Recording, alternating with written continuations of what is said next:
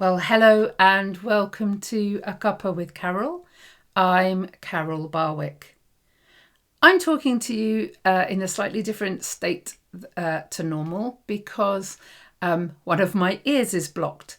Now, I'm very grateful that it's not stopping me podcasting because, as you know, there are enough blocks already going on without not being able to podcast as well. But I'm very pleased that I can. However, it has obviously made me think about the word blocks and block. And I wonder, are you blocked today? What kind of blocks are standing in your way and how are they impeding your progress?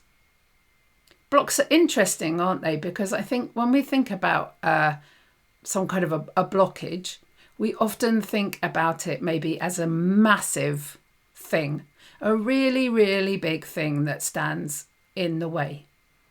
But actually, real blockages can be extremely small. The anecdotal child with a marble up their nose. I'm sure that parents among you will have had children that have got various things stuck in various places. They don't have to be big, do they? But the blockage can be massive and very scary.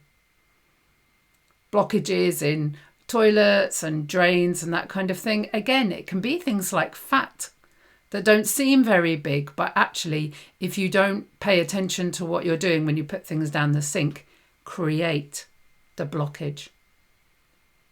I wonder if in your life you are doing things that you don't realise are negative, but are actually creating a blockage. Are you aware of things in your life that are blocking you right now? And what is it that you're wanting to be doing? Have you put the blocks there yourself? Or is it circumstance that has put it there for you? And are they breakable? This is the main thing with a blockage, isn't it? I just want my ear to unblock. Actually, it popped about 20 minutes ago. That's the first time in 3 days that I've had any clarity. And it was like the sun coming out. It feels very different, doesn't it, when things are suddenly unblocked? What is it that's blocking you at the moment, and what could help you to become unblocked? Often in business, we talk about business blocks, limiting beliefs, things that we unknowingly or knowingly put in our own way or are put in our way to stop ourselves from doing the very best thing that we can do. I wonder where you go to when you're aware that there is a blockage. Do you have somebody that you talk to? Do you have a mentor or a coach? Do you have a faith where you can pray? I've been praying a lot about my ear recently because when you've got chronic health conditions, what you don't want is anything else on top of it that causes further problems. And it has been getting me down.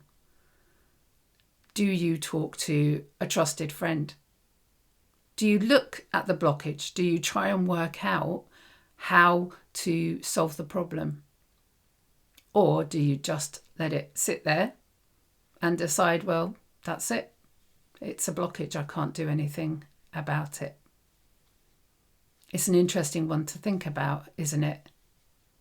I often shy away from the more negative side of words, but actually I think this one is important. And sometimes it's when you really look at the negative that you then find the positive. You find the hope. When I'm aware of my ear being blocked, I know that it is going to clear. And I wonder what I'm going to be able to do even more of as a result. Blockages aren't good. They're not helpful. I've never heard someone say, oh, thank goodness there are roadworks going on at the moment, and that means that I can sit in traffic for 3 hours. Blockages aren't helpful. They're not positive. If you know that you've got a blockage, it's good to try and do something to get rid of it, dissolve it, resolve it. I feel like I'm about to go into a poem. I'm not going to do an on-the-spot poem today, but I am going to read a poem that I wrote for one of our brilliant podcast guests. When I spoke to Paula Burns, we looked at the word courage. And Paula is a branding mentor, and she's brilliant at unblocking people. But this particular poem, as I said, was about courage, but there's a bit in it that really spoke to me this morning. So I'm going to share it with you and then just unpack it very slightly. Courage. Courage to say no. Courage to go.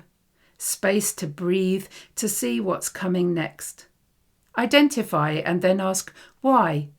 Why do you need that courage? What is it that's about to come? What are you running from? What do you need to run to? Is it about just being you, or maybe who?